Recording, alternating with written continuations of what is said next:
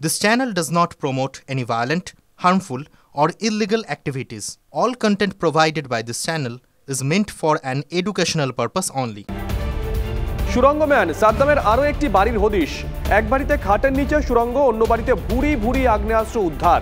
দক্ষিণ 24 পরগনার কেওড়াখালীতে সাদ্দামের দ্বিতীয় বাড়িতে মিলেছে দুটি বহুমূল্যের মূর্তিও। 4 পুলিশকর্মীর উপর ধারালো অস্ত্র দিয়ে হামলা, চোপড়ার অভিযানে গিয়ে আক্রান্ত পুলিশ। চোপড়ার আমতলা এলাকায় এক দুষ্কৃতীকে ধরতে গিয়েছিল পুলিশের টিম। ওই দুষ্কৃতীর বিরুদ্ধে অপহরণের অভিযোগ আছে। অভিযুক্তের বাড়ির কাছে তল্লাশি করতে যেতেই পুলিশের ওপরে হামলা চালায় দুষ্কৃতীরা। ধারালো অস্ত্রের আঘাতে জখম 4 জন পুলিশকর্মী, 2 জনের অবস্থা আশঙ্কাজনক। গান পয়েন্টে রেখে সমবায় ব্যাংকে ডাকাতির ঘটনায় গ্রেপ্তার মাস্টারমাইন্ড সহ 4 জন। গতকাল ভর দুপুরে মালদার গাজলের সমবায় ব্যাংকে লুটপাট চালায় কয়েকজন দুষ্কৃতী। গুলি করা হয় ব্যাংকের অ্যাকাউন্টেন্টকে। দেদার লুটপাট করে চম্পট দেওয়ার সময় পুলিশের সঙ্গে গুলির লড়াই হয়। সেই ঘটনায় অবশেষে 4 জনকে গ্রেপ্তার করে পুলিশ। 21-এর মঞ্চে মমতা বন্দ্যোপাধ্যায় ও অভিষেক বন্দ্যোপাধ্যায়ের কড়া বার্তার পরই চাপে মেয়র, ডেপুটি মেয়ররা। কলকাতা থেকে ফিরে এবার সদল বলে রাস্তায় নামলেন শিলিগুড়ির মেয়র গৌতম দেব। আজ সকালে নিজ ওয়ার্ডে ডেঙ্গি মোকাবিলায় নামেন তিনি। এর পাশাপাশি জঞ্জাল সাফাই ও পানীয় জল বিভাগের মেয়র পারিষদদেরও সঙ্গে নিয়ে যান গৌতম দেব।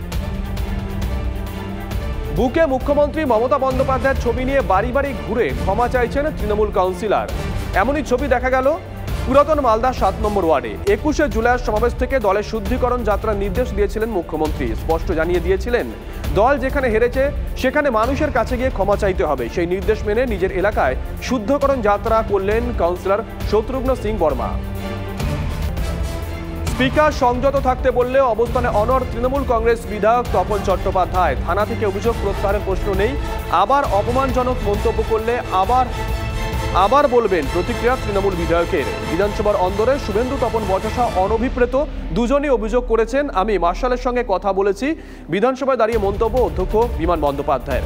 বাইরের রাজনৈতিক ঘটনা ভিতরে টানবেন না, আর্জি অধ্যক্ষের। ধর্মঘট উঠলেও বাজারে চড়া দাম আলুর। কলকাতার বাজারগুলোতে আলুর দাম লাগাম ছাড়া। কেউ 35 থেকে 38 টাকা কেজি দরে বিক্রি করছেন জ্যোতি আলু, কোনো ব্যবসায়ী বিক্রি করছেন আরও বেশি দামে। চন্দ্রমুখী আলু 40 থেকে 45 টাকা কেজি দরে বিক্রি হচ্ছে। গতকাল ধর্মঘট উঠলেও এখনো পর্যন্ত আলুর গাড়ি এসে পৌঁছয়নি কলকাতার বাজারগুলোতে। ফের কৃষক বাজারে দালাল চক্রের অভিযোগ, বাজারে সবজির দাম নির্ধারণ করছে দালালরা। এমনই অভিযোগ উঠল উত্তর 24 পরগনার গাইঘাটার কৃষক বাজারে। সঠিক দাম না পাওয়ার অভিযোগ চাষিদের।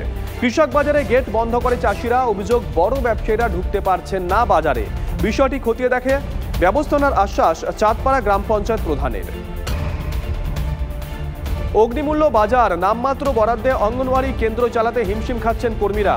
বাঁকুড়া জেলা শাসকের দপ্তরে মিছিল অঙ্গনওয়াড়ি কর্মীদের। বরাদ্দ বৃদ্ধি ও বকেয়া টাকা দ্রুত মেটানোর দাবিতে আন্দোলন। জেলা শাসকের দপ্তরে পৌঁছানোর আগেই মিছিল আটকায় পুলিশ। পুলিশের সামনেই তুমুল বিক্ষোভ আইসিডিএস কর্মীদের। আজ দিল্লি যাচ্ছেন না মুখ্যমন্ত্রী মমতা বন্দ্যোপাধ্যায়। আগামীকাল দিল্লি যাবেন কিনা তা নিয়ে অনিশ্চয়তা। নীতি আয়োগের বৈঠকে কি আদৌ যোগ দেবেন মমতা বন্দ্যোপাধ্যায়, তা নিয়ে জল্পনা শুরু হয়েছে। আগামীকাল দলীয় সাংসদদের সঙ্গে দিল্লিতে বৈঠকে বসার কথা ছিল মমতার। সেই বৈঠক নিয়েও অনিশ্চয়তা তৈরি হয়েছে। প্রদেশ কংগ্রেসের পরবর্তী সভাপতি কে?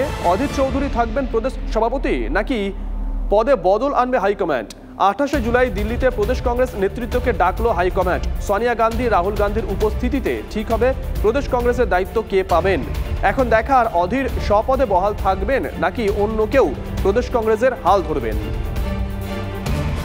রামপুরহাটে শুভেন্দু অধিকারীর সভা বাতিল। রামপুরহাটে এসডিও অফিসের সামনে হচ্ছে না সভা। শেষ মুহূর্তে সভার অনুমতি বাতিল পুলিশের। ক্ষোভ বিরোধী দলনেতার। 3 দিন আগে সভার অনুমতি চেয়ে চিঠি দিয়েও মিলল না অনুমতি। নির্দিষ্ট কোনো কারণ দেখাতে পারেনি পুলিশ, অভিযোগ শুভেন্দু অধিকারীর। হাইকোর্টের দ্বারস্থ হুঁশিয়ারি শুভেন্দু অধিকারী। প্রাথমিক নিয়োগ দুর্নীতি তদন্তে টাকা দিতে অপারগ পর্ষদ। সিবিআইকে চিঠি দিয়ে জানিয়েছে প্রাথমিক শিক্ষা পর্ষদ। হাইকোর্টও একই তথ্য জানাবে পর্ষদ, এমনটাই সূত্রের খবর। 2014 প্রাথমিকের নষ্ট ওএমআর শিটে তথ্য উদ্ধারের নির্দেশ। সিবিআইকে তথ্য উদ্ধারের নির্দেশ দেন বিচারপতি মান্থা। তথ্য উদ্ধারে খরচ বহন করবে পর্ষদ, এমনই নির্দেশ দেন বিচারপতি মান্থা। নিয়োগ বন্ধ হয়ে গেল যাদবপুর বিশ্ববিদ্যালয়ে। যাদবপুর বিশ্ববিদ্যালয়ের কম্পিউটার সায়েন্স বিভাগে অধ্যাপক নিয়োগের ইন্টারভিউ বাতিল করল বিশ্ববিদ্যালয় কর্তৃপক্ষ। সূত্রের খবর, বিকাশ ভবনের মৌখিক নির্দেশেই বন্ধ ইন্টারভিউ। কম্পিউটার সায়েন্স বিভাগে 20টি শূন্যপদ, 60 জন ইন্টারভিউর জন্য ডাক পেয়েছিলেন। 25 ও 26 তারিখ ইন্টারভিউ হওয়ার কথা ছিল।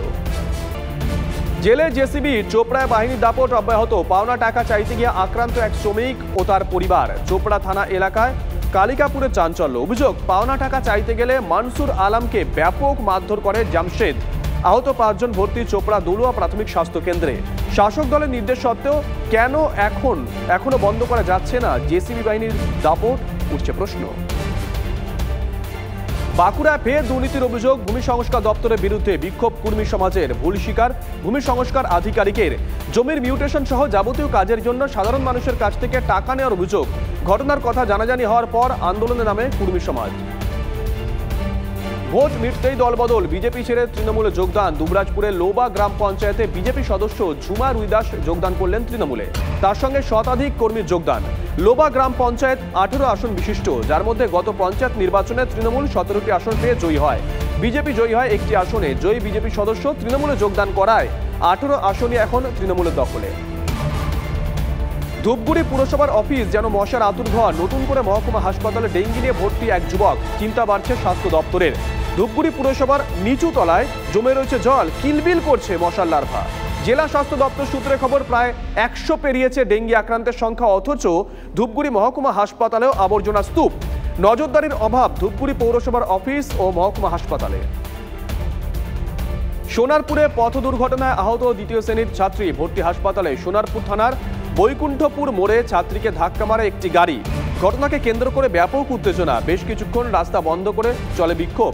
ট্রাফিক গার্ড ও স্পিড ব্রেকার লাগানোর দাবি অভিভাবকদের। ঘটনাস্থলে গিয়ে পরিস্থিতি নিয়ন্ত্রণে আনে সোনারপুর থানার পুলিশ। অভিনেত্রী কঙ্গনা রানাওতের জয়কে চ্যালেঞ্জ করে মামলা দায়ের হিমাচল হাইকোর্টে। আবেদনের প্রেক্ষিতে কঙ্গনাকে নোটিশ আদালতের। আবেদনকারী লায়াকরাম নেগি আদালতকে জানিয়েছেন, মান্ডি লোকসভা কেন্দ্রে নির্দল প্রার্থী হিসেবে তিনি মনোনয়ন জমা দিয়েছিলেন, কিন্তু রিটার্নিং অফিসার অবৈধভাবে তার মনোনয়ন বাতিল ঘোষণা করেন। মান্ডি লোকসভা কেন্দ্রে পুরো নির্বাচনী প্রক্রিয়া বাতিলের দাবি জানিয়েছেন তিনি। হরপা বানের পরিস্থিতি হিমাচলে। ধস নেমে বন্ধ হলো লে মানালি রোড। পাহাড়ের ঢাল বেয়ে বড় বড় পাথর নিচে পড়ে বেশ কিছু জায়গা বন্ধ। পালচানের কাছে ধস নেমে ক্ষতিগ্রস্ত হয়েছে একাধিক রাস্তা। পুলিশ সূত্রে খবর, বিপদ এড়াতে এই পথে সব ধরনের যান চলাচল বন্ধ করে দেওয়ার সিদ্ধান্ত নেওয়া হয়েছে। মান্ডি ও কাংড়া জেলায় বহু রাস্তা ধসের কারণে বন্ধ।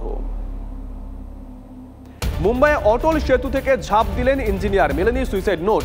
কুয়েত থেকে ফিরে নিজের কোম্পানির কাজ শুরু করেছিলেন কারুতুরি শ্রীনিবাস। স্ত্রী ও পরিবারের সঙ্গে মুম্বাইয়ের দম্বি ভ্যালিতে থাকতেন। সকালে অটল সেতুতে গাড়ি করে এসে ইতস্তত ঘুরে বেড়াতে দেখা যায় শ্রীনিবাসকে। প্রত্যক্ষদর্শীরা জানিয়েছেন, কিছু বুঝে ওঠার আগেই ব্রিজ থেকে ঝাঁপ দেন ইঞ্জিনিয়ার। সিসিটিভি ফুটেজ খতিয়ে দেখছে পুলিশ। টানা 5 দিন রাজধানী ঢাকা সহ দেশের নানা প্রান্তে হিংসার পর ধীরে ধীরে স্বাভাবিকের পথে জনজীবন। ঢাকার রাজপথে এখনো পুলিশি টহল জারি আছে। 7 ঘন্টার জন্য কারফিউ শিথিল করা হয় বাংলাদেশে। অফিস, আদালত ও ব্যাংক সহ বেশ কয়েকটা জায়গায় ইন্টারনেট পরিষেবাও চালু হয়েছে। দেশের সম্পদ যারা নষ্ট করেছে তাদের বিচার দেশবাসীকে করতে হবে, মন্তব্য করলেন প্রধানমন্ত্রী শেখ হাসিনা। কোটা সংস্কার আন্দোলনের হামলায় ক্ষতিগ্রস্ত মিরপুর 10 নম্বর মেট্রো রেল স্টেশন পরিদর্শন করতে গিয়ে এই কথাই বলেন তিনি। শেখ হাসিনা আরও বলেন, দেশ যেন আর্থিকভাবে সচ্ছল হতে পারে সেই চেষ্টা করা হবে। ধ্বংসকারীদের রুখতে জনগণকে এগিয়ে আসার আহ্বান শেখ হাসিনা।